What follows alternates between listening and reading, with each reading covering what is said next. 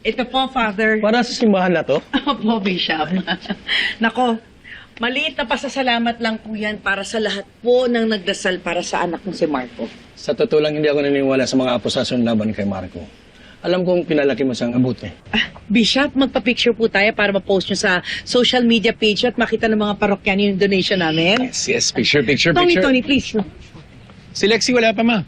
Tawagin mo Lexi! si Bruce sa Roger para makatulong. Lexi! Wait! Sige, kami muna. Game. Okay. 1, 2, 3, smile! Wait lang! Ay! Sorry. Miss, okay ka lang? Yes, okay lang. Thank you. Bruce nga pala. Next time mag-iingat ka. Hindi palagi may sasalo sa'yo pag nahulog ka.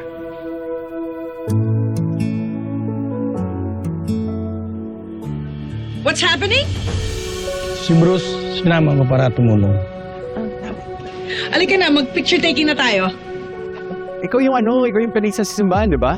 Opo, ako po yun. Nice to meet you, boss. Anong boss? Marco na lang. Kasi kita dyan tayo. Ito nga pala yung mami ko, si Sylvia.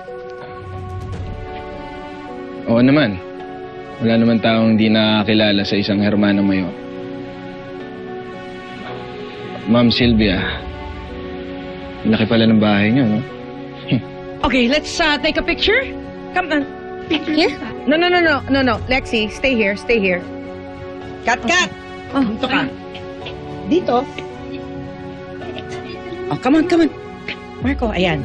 Okay, smile everyone.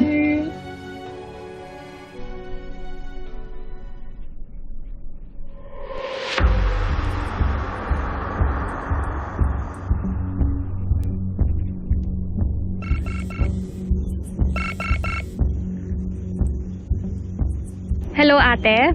Asa ka na? Papunta na ako sa hotel. Ayoko kasing malit sa interview ko. Tumawag lang ako para sabihin sa'yo good luck.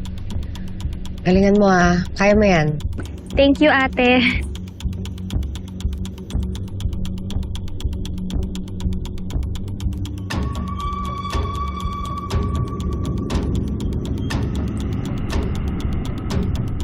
Confirmed. Nagsabi ng totoo si Angel. Kaya siya papasok ng hotel. Okay, good. So habang busy siya, meron lang tayong 1-hour window para pumasok at malaman kung ano talaga nasa loob ng basement. Ano, Vanessa? Game ka ba? Oo, ipoprove ko sa inyo na walang kinalaman si Angel dito.